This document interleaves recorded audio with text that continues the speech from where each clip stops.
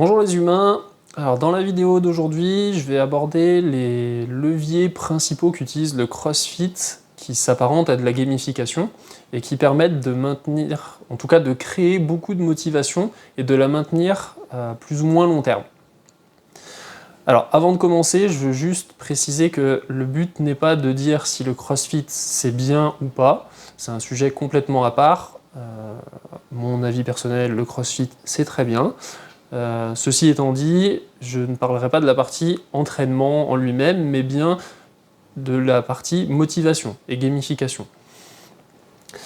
Donc déjà, avant de commencer, il faut clarifier une chose, c'est que quand on a une expérience, qu'on analyse une expérience, il va falloir séparer les phases. Quand je prends un jeu vidéo, je ne vais pas avoir la même expérience tout le long du jeu. Le modèle que j'utilise pour analyser, il sépare ça en 4 phases. Donc on va avoir la phase de découverte du jeu, le marketing, comment le bouche à oreille, voilà, différentes phases. Donc dans le cadre du CrossFit, ça peut être du bouche à oreille, ça peut être une pub, ça peut être n'importe quoi. Je vais avoir la phase d'intégration. Donc ça, c'est quand c'est par exemple la première semaine pour le CrossFit. Je vais découvrir un petit peu comment fonctionne la boxe, je vais faire toutes les actions souhaitées au sein de la boxe. Et donc mon premier WOD, ma première douche, voilà, je vais apprendre comment fonctionne le jeu ou la boxe dans le cadre du CrossFit. Ensuite, je vais avoir la phase de consolidation où là, en fait, je vais répéter l'action pendant plusieurs années, plusieurs mois, ça va dépendre de quoi on est en train de parler. Dans le cas du CrossFit, ça va être de venir à l'entraînement régulièrement, c'est la phase où on crée l'habitude.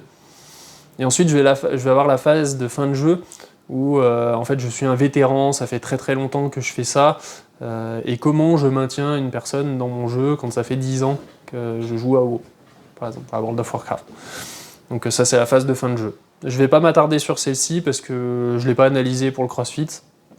J'ai une vague idée de ce qui peut faire que les gens restent très très très longtemps. Là, je vais surtout m'attarder sur la phase de découverte, d'intégration et un tout petit peu sur la phase de consolidation. Donc dans la phase de découverte, la première chose moi qui me frappe dans le CrossFit, c'est les gens, ils sont très fiers de dire qu'ils font du CrossFit et ils ont tendance à en parler. Parce qu'ils vont dire « Oh putain, le WOD d'hier, il était incroyable, j'en ai trop chié » ou « Oh là là, c'était trop bien, je me suis éclaté ». Ça, je le retrouve difficilement. Quelqu'un qui fait du tennis va me dire bah, « J'ai bien joué, j'ai mal joué ». Je ne veux pas me dire « Oh, l'entraînement, c'était incroyable ». Donc il y a quelque chose qui donne envie de parler. Il y a un bouche à oreille qui est un peu plus prononcé. Et du coup, ça donne envie, pour la personne qui découvre ça, ça lui donne envie d'aller voir ce qui s'y passe. Et dans cette phase de découverte, je pense que le levier principal de toute façon pour beaucoup de sports, c'est la curiosité. Dans le CrossFit, il est plus élevé que la moyenne. On va avoir aussi cet aspect rareté. Donc la rareté, en gros, plus une ressource est rare, plus elle donne envie. Dans le cadre d'un Basic Fit, les places ne sont pas rares. On peut rentrer un nombre pratiquement illimité d'adhérents dans la salle, puisqu'il y a beaucoup de gens qui ne viennent pas. Et de toute façon, on entasse juste les gens. Voilà, c'est pas limité à tant de gens à l'inscription. Dans une box de CrossFit, j'ai un nombre de places limité par séance et j'ai un nombre de séances limité par jour.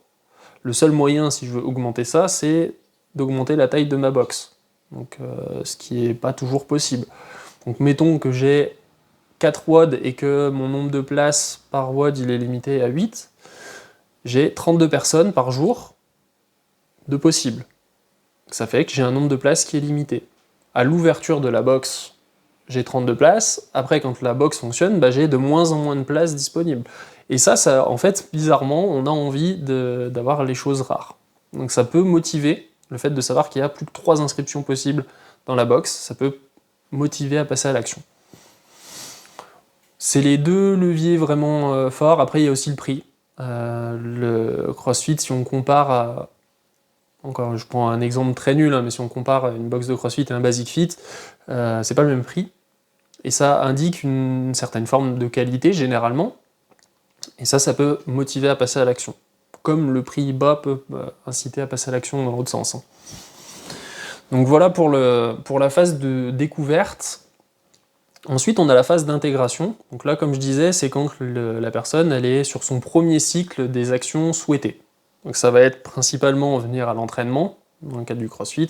Ça peut être écrire son score sur le tableau, je ne sais pas, suivant ce que la box a mis en place. En tout cas, c'est le premier cycle. C'est le tuto dans un jeu vidéo.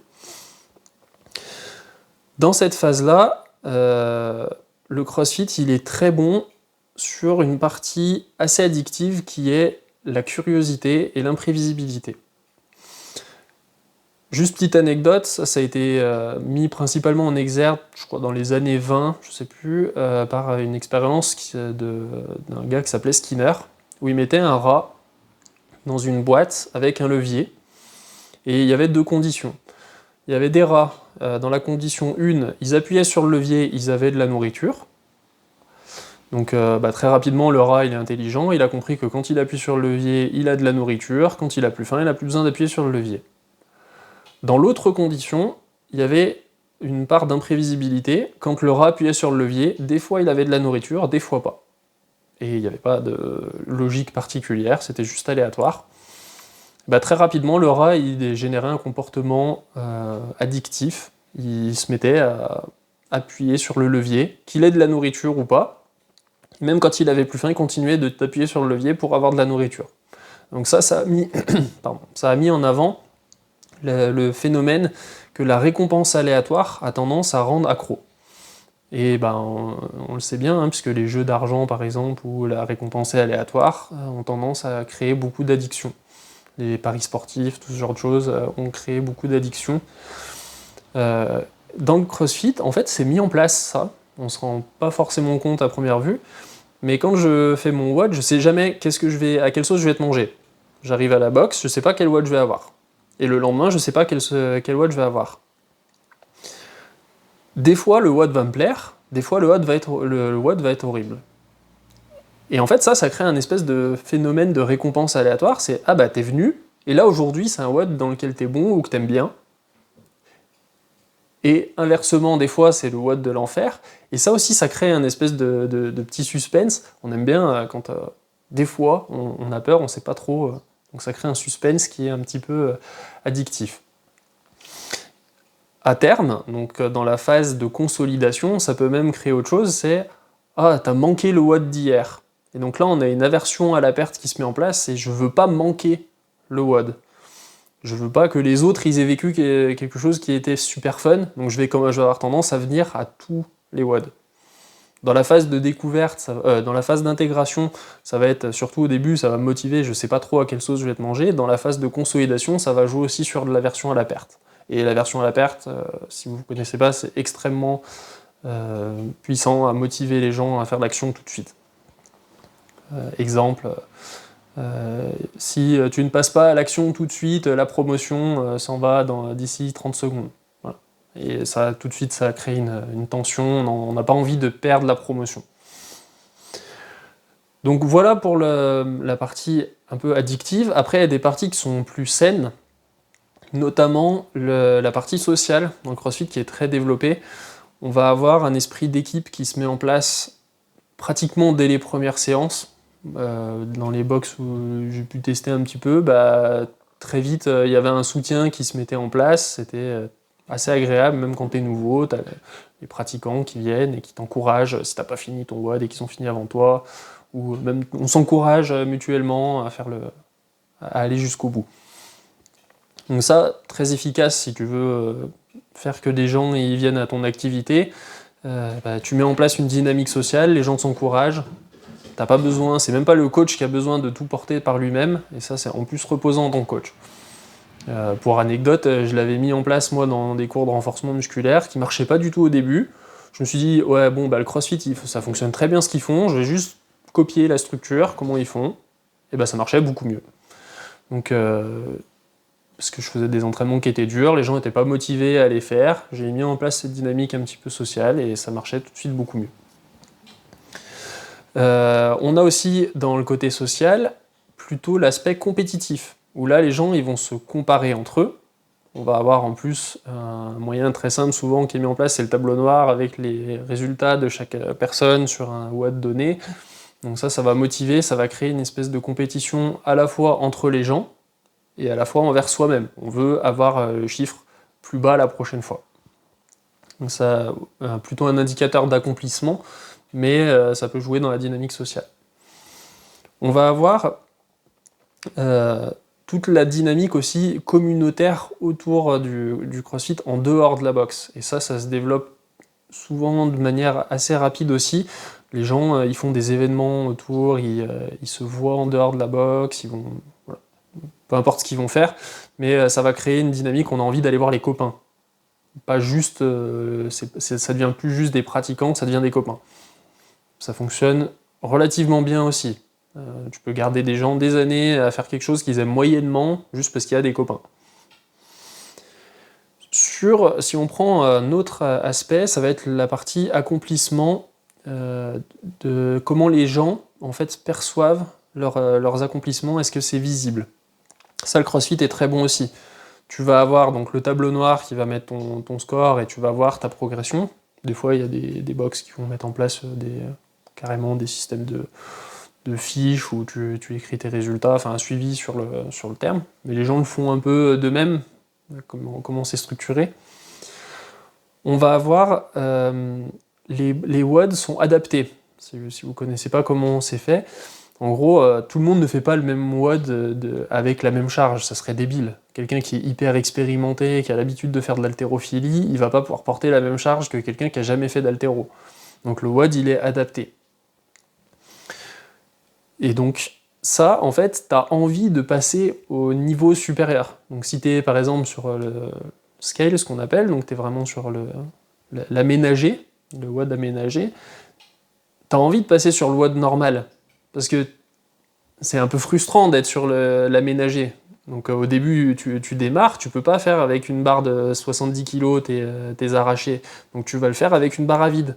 Et tu vois ceux qui sont entraînés, qui le font avec une barre à 70 kg. Parce qu'ils font le même WOD que toi, mais juste pas avec les mêmes charges. Et ça te crée un levier de motivation pour avoir cette reconnaissance et puis le progrès en fait que ça signifie quand tu es passé sur ta barre à 70 kg. Donc ça, le CrossFit est extrêmement bon là-dessus. Il y a toute la dynamique autour du site crossfit.com, enfin voilà, il y a c'est extrêmement bien fait.